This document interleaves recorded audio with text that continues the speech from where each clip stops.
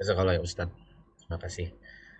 Pertanyaan berikutnya Ustadz dari Umu Bara. Bismillah. Semoga Ustadz sekeluarga dan penyelenggara sehat-sehat dan selalu dalam perlindungan Allah Subhanahu wa Amin. taala. Afwan izin bertanya. Anak saya meninggal bulan lalu, usia hampir 8 tahun. Bagaimana supaya Allah ridho pada kami? Apa saja yang harus kami lakukan? Jika terkadang kami tiba-tiba rindu dan air mata menetes, apakah hal tersebut termasuk meratap? Masya Allah. Barakallahu fiik. Naam. Ahsanallahu azaakum wa azzama ajrakum. Semoga Allah membesarkan pahala buat engkau. Ketika seorang anak pergi meninggal dunia sebelum balik, sejatinya itu ada karunia Allah buat orang tuanya. Yang kadangkala dia nggak sadar dengan karunia itu. Pernah Nabi SAW lewat kuburan, ada seorang wanita yang menangisi kuburan anaknya.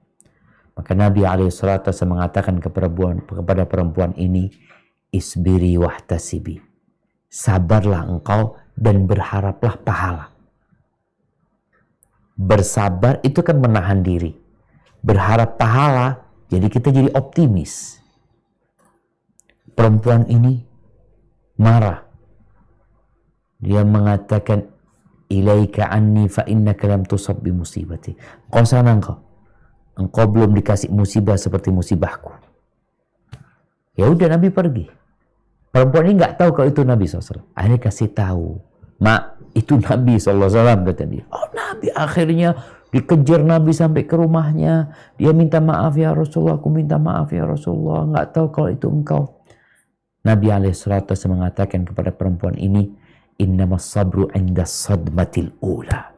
Kesabaran itu, yang terhitung kesabaran yang sempurna itu adalah tatkala benturan pertama terkena musibah. Karena ada orang yang sudah setahun, 2 tahun, atau sebulan, 2 udah mulai lupa gitu. Tapi bagaimana sikap dia di awal terkena musibah, itulah yang akan diperhitungkan kesabaran seseorang. Kalau bicara sekarang, menangis ketika ingat anak, nggak ada masalah. Tapi kita tetap menahan diri. Kita katakan inna lillahi wa inna ilaihi raji'un. Ingat itu kita milik Allah. Kita bakal kembali kepada Allah Azza wa Jal. Dan kalau dia ingin memandang kepada hikmah, Allah jamaah, berat memang ujian ditinggal mati anak. Berat. Anak pernah merasakan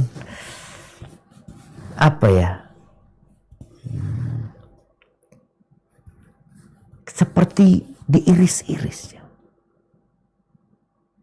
Anak pernah waktu itu umroh bersama anak-anak yang masih kecil. Sama ibunya. Kita waktu itu mau beli sesuatu. Tahu-tahu satu anak-anak yang namanya Khawlah. Mungkin dia umur, anak lupa ya, 4-5 tahun mungkin dia. Hilang dia cuma. Anak mana Khawlah, kata dia.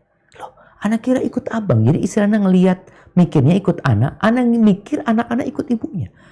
Anak bilang sama istri, tunggu sini ya. Anak jalan ke Masjidil Haram. Anak nggak tahu mau kemana.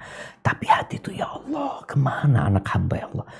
Ternyata anak perempuan ini ikut orang di depannya yang pakai abaya. Dia pikir ibunya. Dia ikutin terus. Ya Allah, anak peluk dia. Ya Allah, masih kembali anak-anak. Bagaimana tatkala anak itu tidak pernah kembali lagi. Ia berat buat seorang ibu. Tapi tatkala engkau berpikir, anak ini kelak akan menunggumu di surga Allah SWT. Engkau akan dipertemukan dengan dia. Asalkan kau bersabar menghadapi musibah tersebut. Anak itu dapat memberikan syafaat.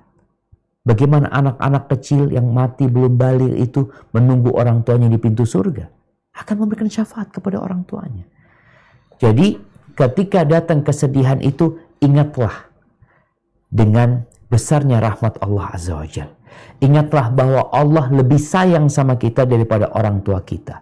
Bahwa Allah lebih pengasih kepada anak kita daripada kita sendiri kepada dia.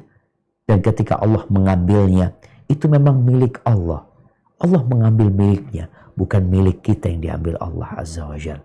Dan kalau bicara sedih meneteskan air mata, nggak ada masalah selama tidak sampai mengucapkan ucapan-ucapan yang tidak diperbolehkan dalam agama. Ada yang mengatakan, ya Allah kenapa kok dia diambil dulu ya Allah, kenapa ya Allah kenapa? Allah lebih tahu dengan maslahat buat anak kita.